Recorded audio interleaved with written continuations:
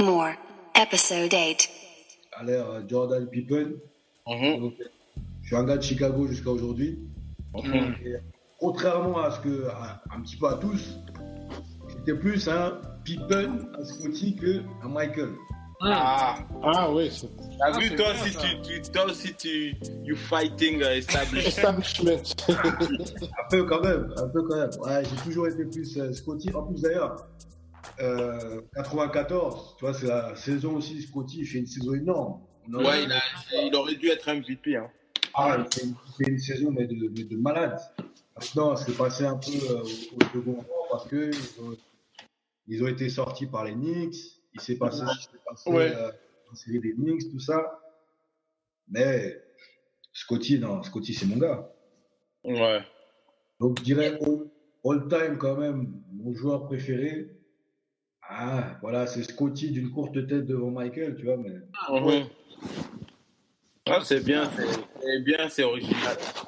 Ouais, puis ça montre que t'es deep, tu es plus profond que les fans de Curry d'aujourd'hui. Après, c'est certainement parce que je suis plus vieux que les fans de Curry. Est-ce que les fans de Curry, ils ont 15 ans, ils ont 16 ans, tu vois? Ouais, c'est ça. Mais en 94, qui a gagné MVP? C'est Olajuwon ou Olajuwon. Olajuwon. Ouais, Scotty aurait dû l'avoir. Ouais, c'était l'année de Scotty. Mais bon, c'est vrai qu'Olajuwon fait une saison énorme aussi. Ouais. Statistiquement, c'est vrai qu'Olajuwon. C'est vrai que Scotty, il maintient Chicago à lui tout seul. Parce que si tu regardes les gars qui avaient à côté de lui. Mais au moins, déjà, il avait eu le MVP All-Star. C'était déjà quelque chose. All-Star, oui. Il avait le MVP avec les Nike rouges. Ouais. Ça, les gens ne savent pas que c'est Scotty qui a commencé à cette mode de mettre des baskets qui n'ont rien à voir avec. Voilà. Mais Scotty, il a révolutionné le jeu. Parce qu'on parle aujourd'hui des gars comme LeBron, on parle des gars comme Draymond, on parle des gars. Mais Scotty, c'était LeBron avant LeBron. Ouais. Certes, il marquait moins, parce que peut-être il avait moins besoin de marquer, mais il fait tout. Rebond, défense, passe, shoot, défense, tout. D'ailleurs, Olivier, dernièrement, on a regardé la vidéo des basketteurs les plus forts de la NBA. Ouais. Mais il faut ajouter Scotty dans la liste. Hein. Ouais. On parle de force physique, hein, pour oui. comprendre pas. Ouais, force physique. Parmi les basketteurs qui ont vraiment la force physique, Scotty faisait partie aussi. Scotty, c'était... Mais qu'est-ce qui te fait... Enfin, comment tu vois ça, en fait? Tu sais voir ça quand il se bat enfin à l'intérieur, hein, quand il joue à l'intérieur, tu sais le voir. Ouais. Moi, je dirais aussi pour sa force dans les in your face, ouais. Ouais, et puis, quand on parle aussi des entraînements que lui et Jordan ont ensemble aussi, c'était physique, très physique aussi. Ouais. Déjà, forcément, si tu étais l'adjoint de Michael, c'est que tu étais très fort mentalement. Ouais. Parce que je pense qu'il devait te mettre une pression de fou au quotidien. Donc, c'est que déjà, de ce côté-là, tu étais fort. Mais en plus, là où effectivement tu peux dire que Scotty, c'était un monstre physiquement, c'est que quand tu vois que on va dire, dans une même action, il peut défendre sur un gars sur un meneur de jeu. Ouais. Imagine que tu fais 2m3, que tu dois te plier pour défendre sur un meneur de jeu. Dans la même action, si tu switches, après tu vas te retrouver à défendre sur un poste 4 et tu vas avoir la force pour tenir sur un poste 4. Ouais. Regarde les matchs de Scotty à l'ancienne, Scotty faisait ça. Tu regardes la série contre les Jazz. Ouais. Il éteignait Stockton. Après, Malone, il venait faire son rôle. Scotty récupérait derrière Malone. Malone allait essayer de le poster, mais Scotty était suffisamment fort pour à la charge. Donc ouais, Scottie Pippen, un monstre. Ouais. En parlant de Scottie Pippen, rapidement, hein, vous avez vu les stats Antetokounmpo, comment on prononce ce mot-là? Yanis Antetokounmpo, là. Ces jours-ci, ça me fait vraiment penser à Pippen. Hein. David, et en plus, Comme c'est lui qui joue carrément le point de garde de l'équipe et qui il fait tout aussi. C'est vraiment, oui, c'est vraiment un Pippen. Hein. Et un autre truc, voilà, en parlant de lui aussi, il est devenu biscotto, là, Yanis. Ouais. Ouais, fais attention. Fais attention tu vas voir qu'il a pris du muscle, mais sérieusement en plus. Regarde ses épaules, ouais, c'est carré maintenant. Ouais, mais est-ce que c'est la direction à prendre quand t'es un joueur qui fait tout comme ça? Ah, Peut-être écoute, un peu svelte, c'est peut-être mieux, non? Devenir trop musclé. Ça dépend, hein, peut-être pour ajouter à son jeu. Hein, Ouais. Ouais, je vois contre Minnesota. 80 matchs aussi par saison. Je pense que si t'es pas un peu costaud, Ouais. donc je pense qu'il est obligé, en plus qu'à son poste, il va se retrouver aussi nez à nez avec des grands costauds, parce qu'il n'a pas le choix, il fait 2m13, donc il sera obligé à un moment donné de défendre sur des gars qui seront plus Ah, il fait 2m13 quand même. Wow. Ah oui, il est quand même long. Oh. Oui, le gars est très très long. Hein. Ouais. Mais, pour moi, il a juste à s'acheter un shoot. Ouais. On lui demande pas de mettre 50% à 3 points, mais juste au moins que les défenseurs te respectent Ouais. là de la ligne. Et là, ça sera un vrai joueur. Hein. Lui, c'est un joueur qui peut te faire facile à 20, 10, 8. Ouais. Contre OKC, il avait 26 points, 10 assists, 12 rebonds. 3 styles, 4 blocs. 3 styles, 4 blocs. Le match d'avant, 27 points, 3 styles, 2 blocs, 12 assists, Wow. 7 rebonds. 9 rebonds, ouais. Donc, et puis aussi le dernier match, le match d'avant, 22 points aussi. Ouais. Donc, vous avez compris. Donc, lui aussi, là, il essaie d'être un joueur assez complet. Donc, comme Simon dit, hein, il manque juste le shoot. Mais ce qui est bien avec le shoot, c'est que ça s'améliore. Hein, ça peut s'améliorer avec les années. Ouais, c'est quelque chose même quand tes capacités d'athlète diminuent, ton shoot, tu peux quand même... tu peux toujours travailler ton shoot. C'est ça qui est bien. Il faut le travailler. C'est ce qui est le plus dur aujourd'hui dans la NBA, c'est que tu as les gars qui ne travaillent pas. C'est ça. Ouais, mais lui, il m'a l'air d'être un gars, c'est un grec. Hein, donc, je pense qu'il travaille. Je pense qu'il n'a rien d'autre à faire. Il travaille juste son shoot et son accent, et puis c'est bon. Hein. Non, mais il devrait trouver quand même un raccourci pour son nom, parce que là, c'est... C'est ça, donc... Ouais, parce que là, ça doit... Par contre, son frère, c'est pas ça. Hein.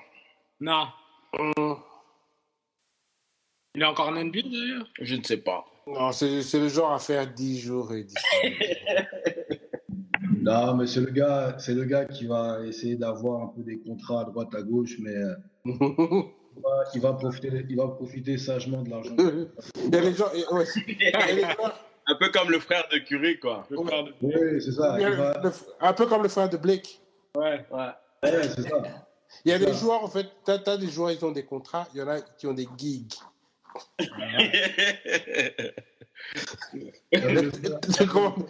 Un gig, 10 day gig, bien un gig de 10 jours. Ouais.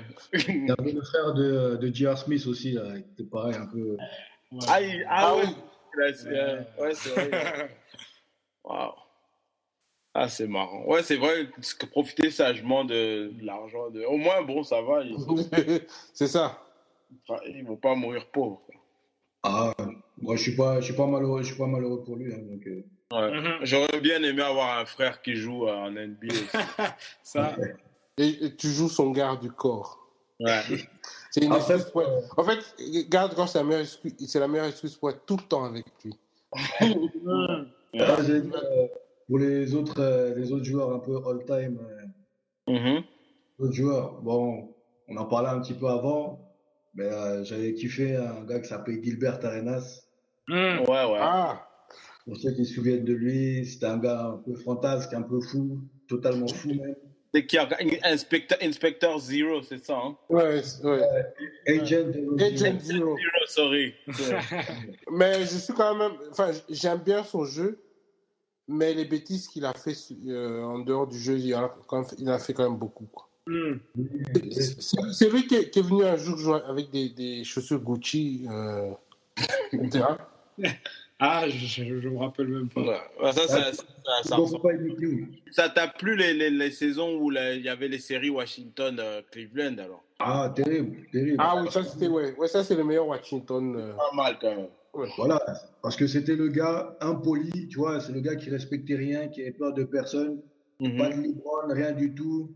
Il était en mode fuck you, fuck you. Et tu vois, dans la NBA qui commençait à devenir un peu trop Disneyland, tu vois, c'était quand même bien. Ouais, c'est trop ça, ouais. Mais il a quand même abîmé Nick Young.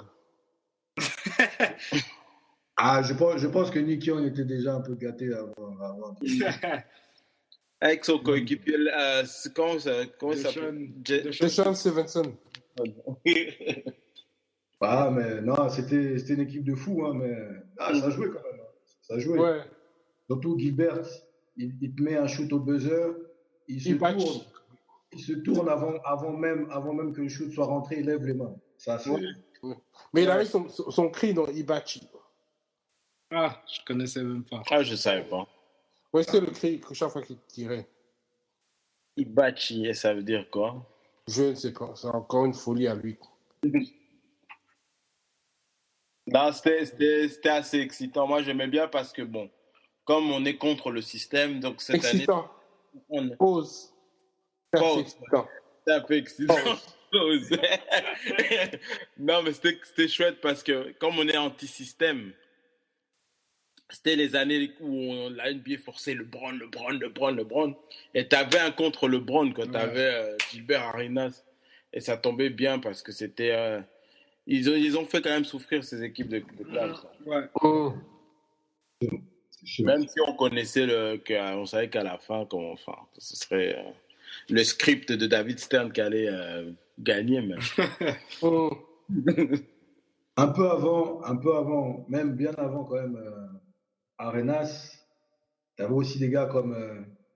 moi, par exemple, si tu me demandes dans mon équipe de choisir un numéro 2, un shooting guard, tout le monde va dire, je te prends Michael, je te prends Kobe. Non, moi, je vais te prendre Latrell Sprewell. Ouais. Ah oui, bien sûr. Très, très bon. T'inquiète. Ça, c'était un gars aussi... En parlant d'anti-système, hein. Il n'y a pas plus d'anti-système que d'étrangler son coach. Hein. Ça. Mais voilà, Sprewell, ça c'était un joueur. Hein. Oh là là. PJ Torticoli, là, Colissimo, là. Ouais. Ah là là. C'est justement le genre de coach qui aime mettre des cols roulés. Ouais. Je suis sûr que Sprewell, ça devait aussi... En même temps, le coach l'avait réellement énervé, mais en même temps, le col roulé aussi l'énervait. Mais Simon, tu préfères Sprewell de Warriors, des Knicks ou de Minnesota? Moi, c'est Knicks. Non, au Knicks quand même. J'aime quand même celui de Warriors. Moi, j'aime bien Warriors aussi. Oui, en fait, celui de Knicks, celui de Warriors, je sais que j'aime bien, enfin, overall, son jeu. Au Knicks, c'était juste son agressivité, voilà. Ouais, au Knicks, c'était plus l'agressivité. Ouais, il était...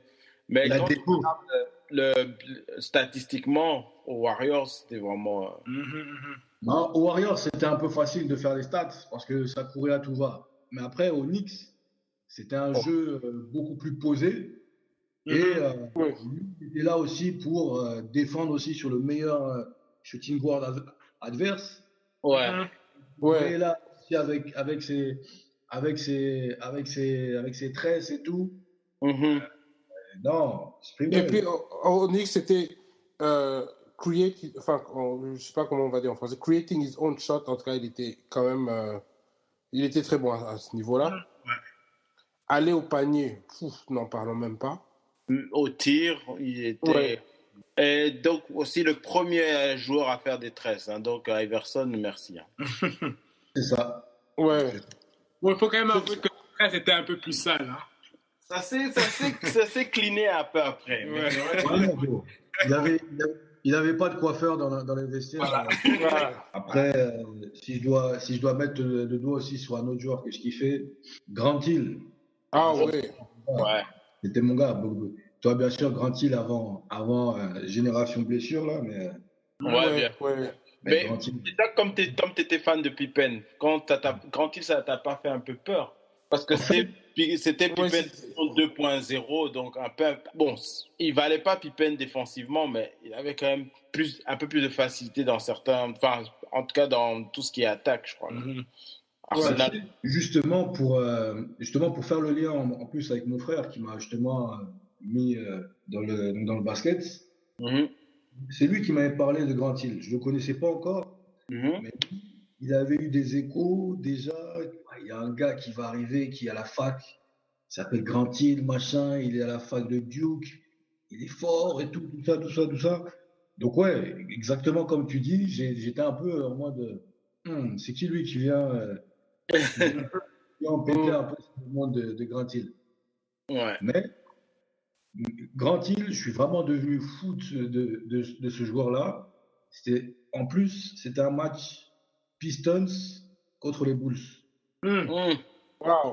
Et je t'assure, de ma vie d'amoureux du basket, Mhm. j'ai jamais vu un gars qui, sur un même match, met la misère. Il commence à mettre la misère à Pippen.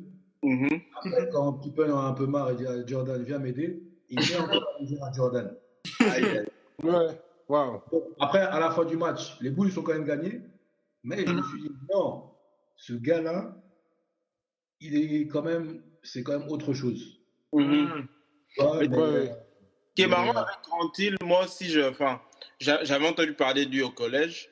Il était très bon au collège, mais statistiquement, c'était pas, tu vois, c'était pas, tu sais, des joueurs de collège, tu les vois, ils ont déjà des 30 points au collège, mais lui, c'était assez Ouais. modeste, c'était un genre 17 points, 5 assists, 6 rebonds, c'était vraiment modeste, mais bon, là, en fait, le truc, c'est que comme il était dans une équipe Duke qui gagnait à l'époque, justement, Weber, il lançait bien, il lançait quelque chose par rapport à ça. Ouais.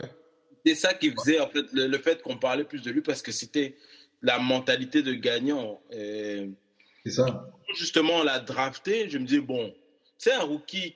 Quand tu n'as pas les stats au collège, tu dis que tu vas être bon, mais tu seras normal. Non, lui, il a mis d'accord dès le premier match, Mhm. même à match de pré-saison, première action, Joe Dumars prend la balle, poup, allez-oop, première action, Ouais. première Ouais. action. Donc, à l'entre-deux, hein. Boum, allez, boum. C'est là que tu dis non, c'est fini. Ce gars-là, donc tu peux pas être à l'aise comme ça sur un terrain NBA dès le début, quoi. Mhm. Ah, mais Ouais. Grant Hill, Ouais. c'est Et quelque là, chose, on hein. a vu comment il a évolué, même au premier All-Star. Il était à l'aise directement. Ça. Ah, c'était un joueur spécial, un joueur fin, un joueur doux, Ouais. mais en fait dur. Ouais. Mhm. Je me souviens un jour, il a mis par terre l'autre fou là, Alonzo Mourning. Ouais. Ah oui, oui. Et Ah comme oui, quoi, oui, oui. un écran, ça se passe mal, allez, bah, il le balance par terre, il s'en fout. Alors que qui ose, à part les fous à New York, mais qui aurait osé s'attaquer à Zo Mourning à cette époque-là?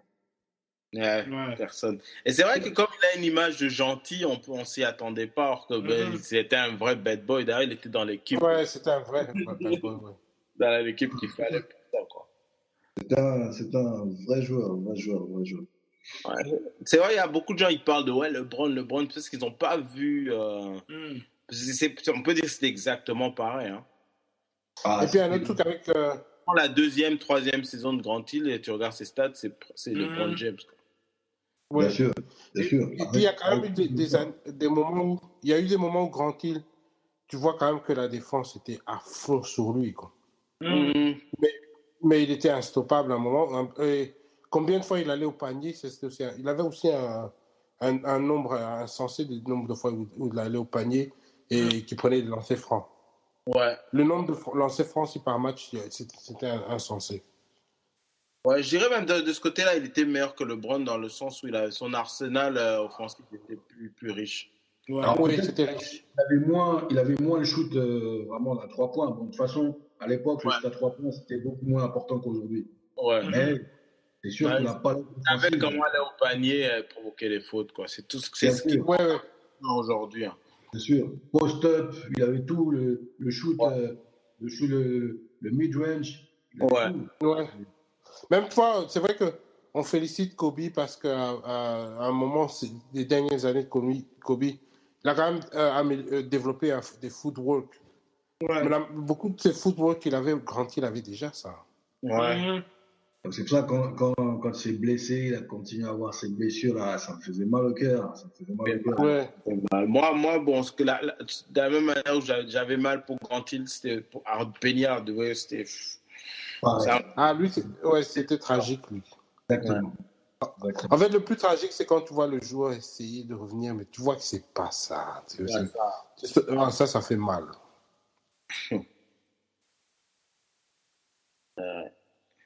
Un joueur de l'époque aussi que j'aimais, c'est Eddie Jones. Ah ouais. Lui, il a fini en role player à Miami. Hein. Ouais. Par contre, j'aimais pas sa gueule. Il était moche. Non, il avait une longue gueule. On dirait, je sais pas si vous connaissez le dessin animé Edgar de la Cambriole. Passe comme ça. Mais bon, lui, tu sais que bon, moi, là, aujourd'hui, je suis fan de Kobe, mais avant d'être fan de Kobe, j'étais fan d'Eddie Jones. Et quand on a drafté Kobe, ça m'énervait parce qu'il bouffait du temps à Eddie Jones. Ouais. J'ai fait au moins 2-3 années où j'ai détesté Kobe Bryant. Bah, après, avec les titres, bon, c'est là que j'étais un peu converti, mais... Moi, j'ai fait 18 ans pendant lesquels j'ai détesté Kobe. Moi, j'ai commencé à détester Kobe quand ils ont battu Portland en finale ouest et l'année où ils ont battu Sacramento en finale ouest aussi. Ces 2 années-là, je me dis, mais je déteste ce gars, il empêche mes équipes d'évoluer. Moi, c'est là que... Bon, moi, c'est que j'étais déjà fan de l'équipe avant d'être fan du joueur. Donc, quand un joueur comme ça amène ton équipe préférée en finale, tu ne peux que devenir fan de... Surtout qu'ils battent des grandes équipes comme la Portland de l'époque, mais ça, c'était une équipe, ça. Ouais, ça, c'était une équipe. Ah oui. Pippen, le Sheed. Ouais. Brian Grant. T'avais un gars là. T'avais des gars. T'avais Steve Isaiah Smith. Ryder aussi avait fait une année là-bas. Il a fait une année aussi là-bas. T'avais Steve Smith aussi. Ouais. Steve Smith était là-bas à un moment, ouais. Ça, c'était une équipe, hein. Ça, putain. Ça, à cause de Kobe, là, foiré. Ouais, à cause de Kobe. Ouais. Et donc, ton pivot, c'était qui, Olajuwon, c'est ça? Hakim. Ouais. Hakim, bon. Une petite pensée à tonton Dikembe, mais bon. Ouais. On était bien, mais... Moi, Dikembe, je l'ai mis au Nugget. Au Nugget, ouais. Moi aussi. La finale qu'il a fait contre les Lakers, quand même, si tu regardes ses stats... Ah ouais. Quand il était à Philadelphia. Il a quand même fait des dunks de Shaq dans tous les sens, quand même. Mais c'est vrai que... Qui pouvait stopper Shaq, là? Ouais. Tu pouvais mettre 5 joueurs contre Shaq pendant cette finale. Shaq aurait dunké sur chacun d'entre eux. Ouais. Il y a un truc dont on ne parle pas beaucoup pendant ces finales. C'est vrai que pendant la saison, les matchs Sixers, Lakers, Iverson dominait un peu Kobe, enfin crossover, tout ça. Mais on ne parle pas de comment Kobe a malmené Iverson dans ces finales. À part le Game 1. Oui, tout le monde se souvient du Game 1 avec du wall cover lorsque Iverson marche au-dessus de Tyronn Lue. De la chaussette, là. Oui, Tyronn Lue. Mais Tyronn Lue est approuvé. Oui, c'est ça. Mais en vrai, c'est sûr que Iverson a été dominé sur tous les autres matchs. Kobe les autres matchs, en plus, il commençait à trop forcer sur le. Bon, déjà qu'il forçait à la base. Il forçait trop le shoot et c'était vraiment moche. Après, c'est sûr que si tu compares les deux effectifs, ça n'a rien à voir. Parce que je crois qu'en plus, les Sixers, ils avaient plein de blessés, tout ça, là. Ouais. Mais... Avec quoi, Eric Snow en point de garde, même il était point sans me faire monter le ballon. Celui qui montait le ballon, c'était Aaron Mackey. Aaron Mackey, oui. Si tu regardes vraiment, tu dis non, Kobe, il avait fait un sale boulot sur Iverson. Hein. Ceux qui connaissent vraiment, on se rend compte que Kobe à cette époque-là, il s'était mis vraiment en mode défense. Ouais. Il avait fait un boulot. Hein. Ouais, donc on revient. Donc, en poste 4, c'est quoi ton choix? En poste 4, moi, je mettrais Rachid. Rachid. Ah ouais. Rachid Wallace avec son jumper. Tout ça. Alors, juste un petit point. Pour parler des gars qui shootent aujourd'hui, là. On voit que tous les gars ont dit, voilà, il faut être maintenant un poste 4 fuyant. Ouais, un stretch 4. Stretch 4. Hey, allez voir Rachid Wallace, il va vous expliquer c'était quoi. C'était un stretch 4 à l'intérieur de la raquette, à l'extérieur de la raquette, où tu veux. Ouais. Sans ça, Kevin Love, hein? Ouais, parce que les gens disent que c'est Nowitzki le premier, mais non. Wallace aussi. Bon, Nowitzki, c'est parce qu'il y a le chiffre. Ouais. Ah ouais, le shit était là. Hein. Le shit était là avant. Et il te faisait ça, il te regarde, il va shooter sur ta tête. Et je t'ai pas compris après. Ouais, c'est vrai. Et après, il t'insulte, il prend une faute technique. Non.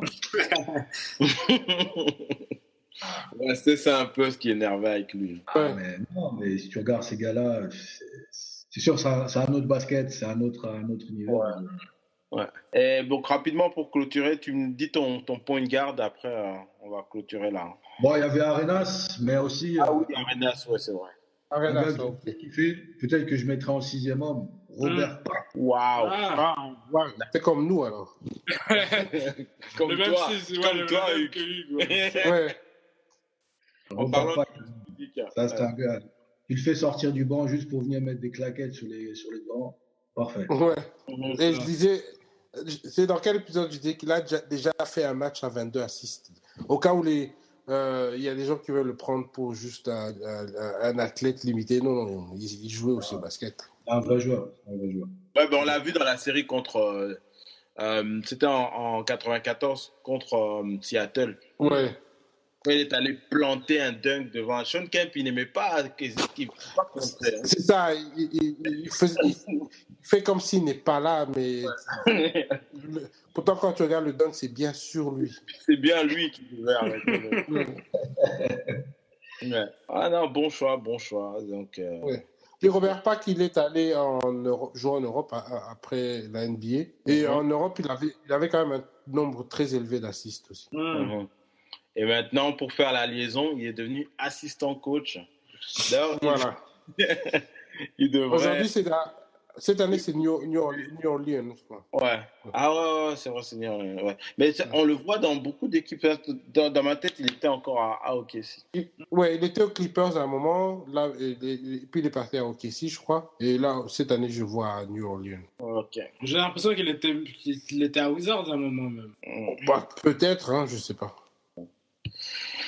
Voilà, donc on a réussi à faire tout un épisode sans parler des Warriors, même si on les a mentionnés. Tant mieux. Ouais. Establishment. Voilà. Ce sera ça notre challenge. Ouais. Essayer de faire des épisodes. Enfin, ça dépend. S'ils arrivent à battre le record des Bulls, bon, là, non. Toi non plus, tu veux pas, hein? Moi, non. Si Curry continue à faire ses miracles de 4e carton, on sera obligé d'en parler aussi.